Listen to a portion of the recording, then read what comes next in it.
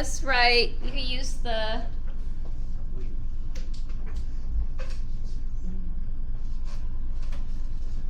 okay.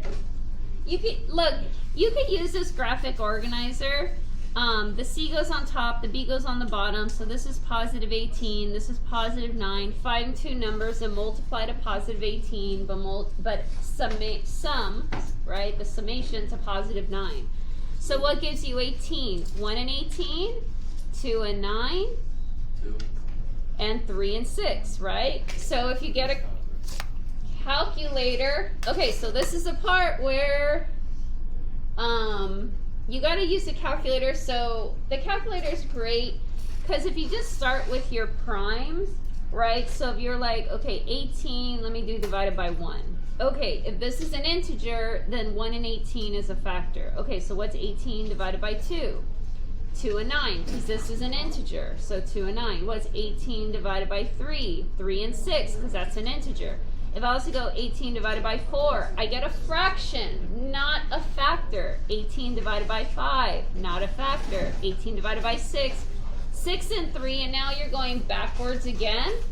So you gotta put in the effort. As we move on in class, I don't help you find the numbers because it's literally with the calculator, just dividing, finding your factors, okay?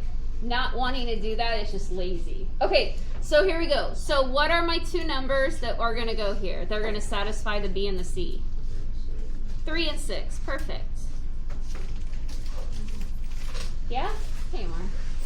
Okay, so here are your two factors, and mind you, you could have done this in your head. You could have gone from here straight to your two binomials. You did not need to do this, okay? So it's x plus 3, x plus 6. It doesn't matter which one is first, right? Okay, this is factored form. If I just asked you to factor, that's what I would want. But because I asked you to solve, now you have to do the zero product property, which sets them equal to 0. So what's this one? -3. And? -6. Perfect. Right? Yeah. Very good. And then we'll do the second one, but that one's more steps.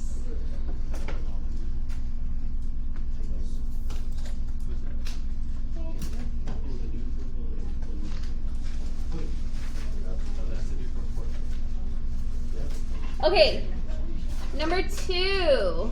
All right, look, the A value is not 1. So that means you need to do more steps.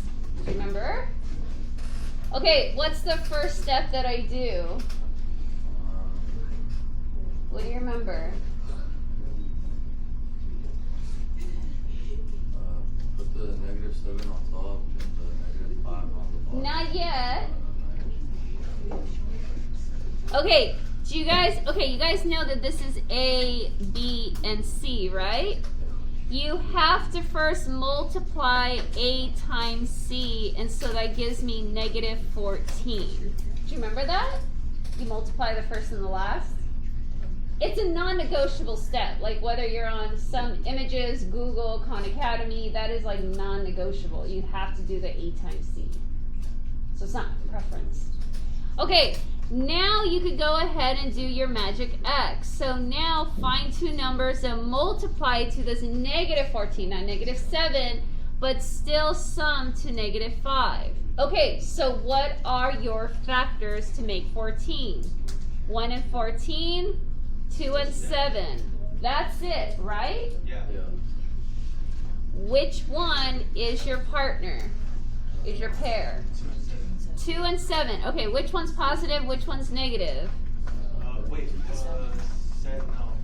2 and 7. Yeah, right. Because look, all right, if your C value is negative, you know one is positive and one is negative. So if this is negative, one number is positive and one is negative.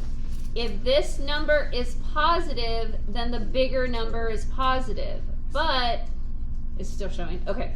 But if this number is negative, then the bigger number is the negative. Whatever that sign is, the bigger number gets the negative. The smaller one gets the positive, because you got to be able to, right? What's 2 minus 7? Negative 5. The leftover has to be the same sign, right? Okay, so here's my two values, but it doesn't go straight into a binomial. If you guys remember, you then, do I have enough space? I don't have enough space. Okay. Yeah. Okay. You're then going to rewrite. You rewrite the quadratic, but you're going to supplement the positive 2 and the negative 7 for the bx term. So I'm going to get 2x squared plus 2x minus 7x minus 7 equals 0. So this term right here, this b term, gets replaced by these two, because you guys have to GCF. And in order to GCF, you need even terms. I can't split 3 terms, but I can split 2. Okay, so now what do? You're going to GCF. And so you can split 2 terms, 2 and 2. That's why you have to do the rewrite with these 2, because 3 is unsplittable, right? Yeah. Okay, so GCF, 2 and 2. What number can I factor out? Huh? 2. 2. Okay, this has 2 x's, this has 1 x. How many x's can I pull out? The smallest wins. So how many x's can I pull out? If this has 2 x's and this has 1, 1. And so what's left? X plus 1. And check it. 2x times x, 2x squared. 2x times 1, 2x. So you factored correctly. All right, look. It's always going to be the same. Always, always, always. So the shortcut is, on this side, it's still going to be x plus 1. If it's not, you did something wrong. Okay, so this should always, always, always be the same. Okay, so if I'm backtracking, negative 7x minus 7, GCF, negative 7, what can I factor out? 1. More than that, what? Negative 7, because look, negative 7 times x, negative 7x. Negative 7 times positive 1, negative 7. And so it's correct. You GCF'd correct. Okay, now, you're supposed to GCF again, but normally what we tell students, keep going? Yeah? Okay, is what you guys took out of your GCF, this 2x and minus 7, that's going to become one binomial, and your repetitive x plus 1 becomes the other. So 2x minus 7, x plus 1 equals 0. Because you GCF again, and you remove the x plus 1, and then you're left with that inside. Okay, this is factored form. So if you perform the zero product property, okay, this one's easy. This one's going to be what? What's this one going to be? Negative 1. Negative 1. Okay, however, what's this one going to be? Do you guys know what to do? Shortcut in your head if there's a coefficient on x? What do you think? You're going to get a fraction. What's my numerator going to be? 2. That'll be the denominator. Positive or negative? No, positive. Positive. So, positive 7 over 2. I'll solve it. Okay, what's the shortcut? Whatever the value is, that's going to be your numerator, opposite it. 2, the coefficient, is your denominator. So why? Because if I actually solve it, you have to inverse operate. So there's your switching of the sign, because you jump the equal sign. And then you inverse by division, and there's my 7/2.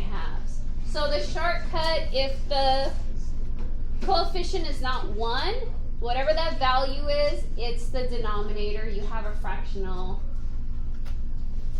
group. Okay, this video was kind of long.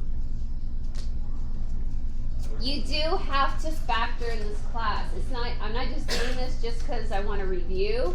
You guys end up doing cubic functions and rational functions. It's built, factoring of both types is built into the function, so you gotta know how to do it. Okay. Can I stop the video? Yeah? All right. Yeah. All right.